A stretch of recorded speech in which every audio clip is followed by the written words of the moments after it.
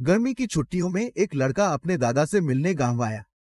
वह उछलकर दादा की गोद में बैठ गया और बड़े गर्व से बोला, दादाजी, जब मैं बड़ा हो जाऊंगा तो मैं एक सफल व्यक्ति बनूंगा। क्या आप मुझे सफल होने के कुछ तरीके बता सकते हैं? बच्चे की बात सुनकर दादाजी ने सिर हिलाया और बच्चे का हाथ पकड़कर नर्सरी में ले गए।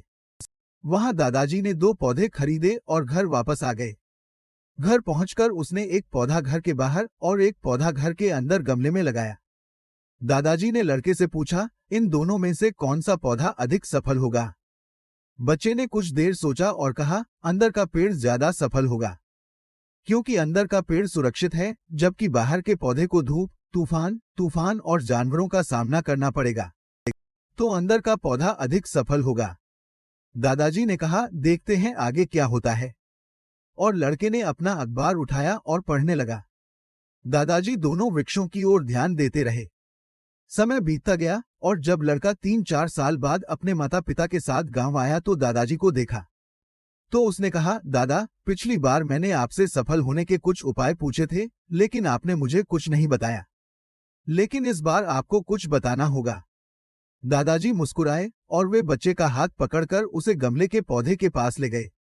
अब वह पौधा एक सुंदर वृक्ष में बदल गया था। पेड़ को देखकर बच्चे ने कहा, देखो दादा, मैंने तुमसे कहा था कि गमले का पौधा ज्यादा सफल होगा। अरे बाहर के पौधे का भी हाल देखो। यह कहकर दादाजी ने बच्चे का हाथ पकड़ लिया और बच्चे को बाहर निकाल लिया। बाहर एक बड़ा पेड़ खड़ा था और उसकी शाखाएं दूर दूर तक फैली हुई थी। बहुत से लोग उस पेड़ के नीचे खड़े होकर आपस में बातें कर रहे थे। अब आप ही बताइए कि दोनों संयंत्रों में कौन अधिक सफल रहा? दादा ने बच्चे से पूछा और कहा। लड़के ने शर्माते हुए कहा, बाहर वाला। बालक ने हैरानी से कहा, बाहर इस पेड़ को बहुत परेशानी का सामना करना पड़ा होगा, फिर कैसे? दादाजी ने मुस्कुराते हुए कहा कि इस पेड़ को बाहर तो बहुत सारी समस्याओं का सामना करना पड़ा, लेकिन समस्याओं का सामना करने के फायदे भी हैं। बाहर का पौधा जितना चाहे अपनी जड़ें फैलाने के लिए स्वतंत्र था। आकाश में अपनी शाखाएं फैलाओ।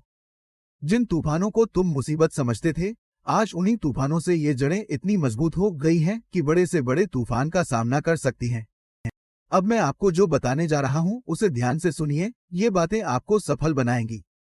आपको इन बातों को अपने अंदर उतारना होगा।